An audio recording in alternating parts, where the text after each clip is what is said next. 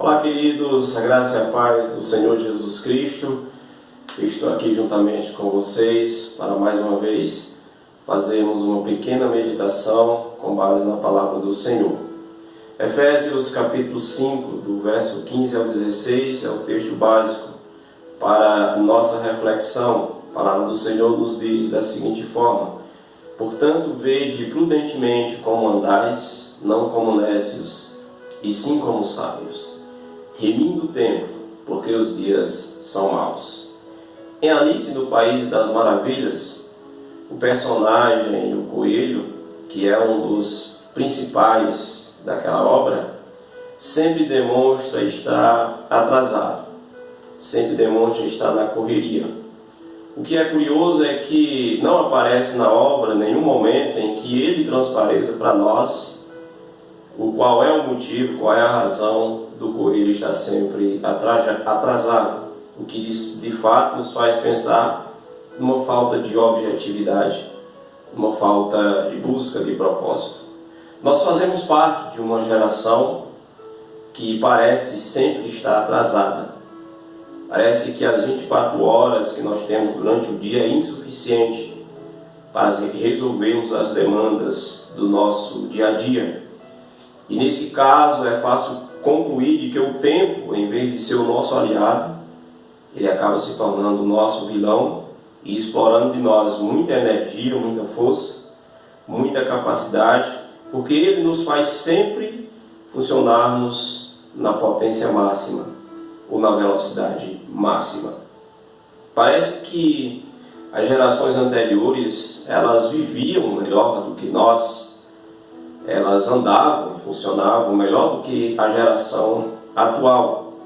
Talvez isso tenha acontecido porque nas gerações anteriores, a maioria das cidades funcionava à base da agricultura. Isso significa dizer de que as pessoas naqueles contextos, naquelas cidades, elas dependiam das estações do ano. Eram as estações do ano regentes do tempo, regentes das horas.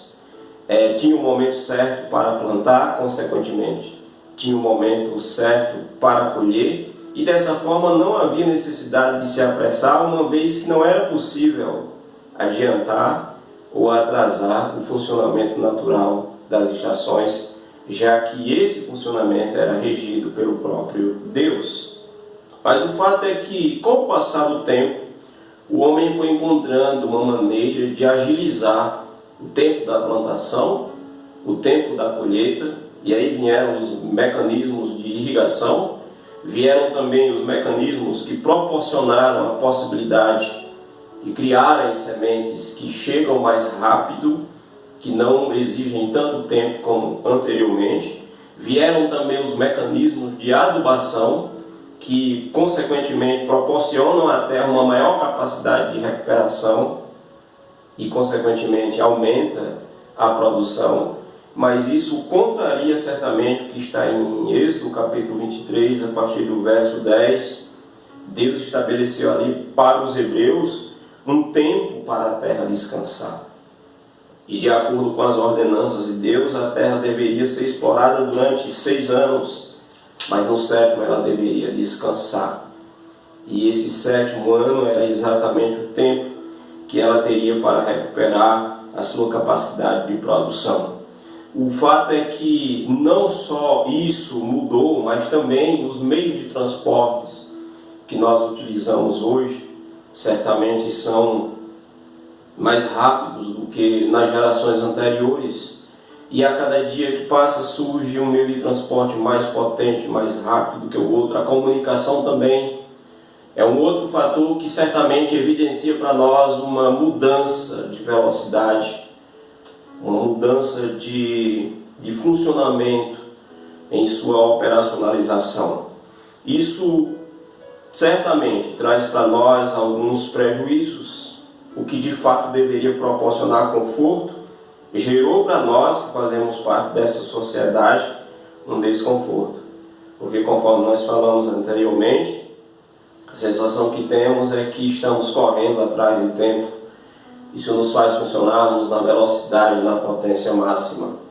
E como nós falamos, isso traz certamente alguns prejuízos, alguns danos para a nossa saúde física, mental e espiritual. Na época de Paulo, existiam alguns vilões que poderiam ser considerados fatores que prejudicavam o templo.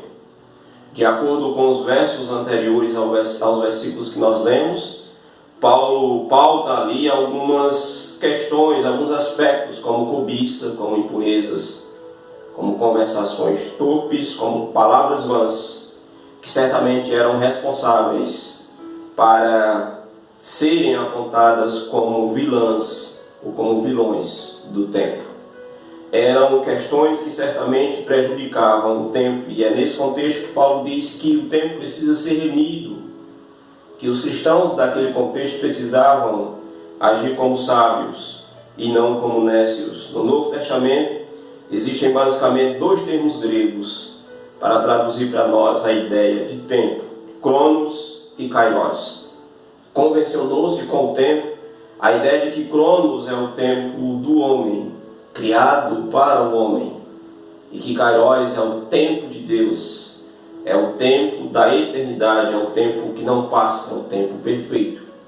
De acordo com a mitologia grega, Cronos sempre foi um titã muito cobiçoso, invejoso.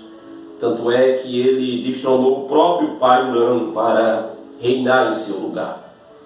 E tendo a oportunidade de reinar em lugar do pai, Cronos sempre demonstrou estar sempre envelhecendo e sempre reinou com muita tirania, muita maldade, ao ponto de querer devorar todos que ele encontrava, inclusive os seus próprios filhos, porque ele temia que acontecesse com ele o mesmo que tinha acontecido com o seu pai, de ser destronado, de ser traído, enfim.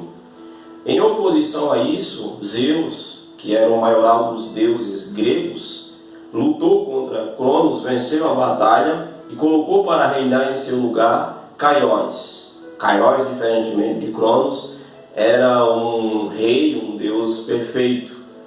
Nunca envelhecia, estava sempre jovem e sempre que visitava os seus súditos carregava em suas mãos uma balança, que era o símbolo da justiça, o símbolo do equilíbrio, o símbolo da sabedoria, o que certamente fazia com que ele nunca ultrapassasse e também nunca se atrasasse em relação às atitudes que deveria tomar. Talvez por causa disso, então, os homens com o tempo, especialmente os gregos, convencionaram a ideia de que Cronos é o tempo do homem, porque é imperfeito, porque devora todas as oportunidades, tudo que encontra pela frente. Enquanto que Kairos é o tempo de Deus, porque é o tempo perfeito, é o tempo que não envelhece, exatamente pelo fato dos deuses, ou do próprio Deus ser eterno.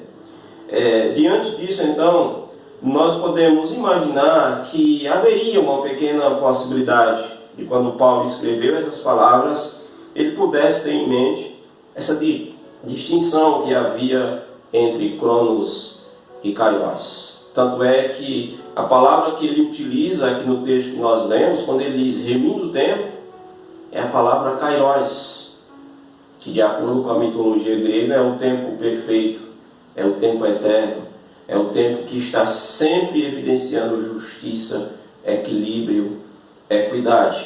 É interessante percebermos também que essa expressão remindo o tempo é como se ela pudesse ser traduzida para nós da seguinte forma: comprando completamente, ou comprando, tomando posse da totalidade do tempo.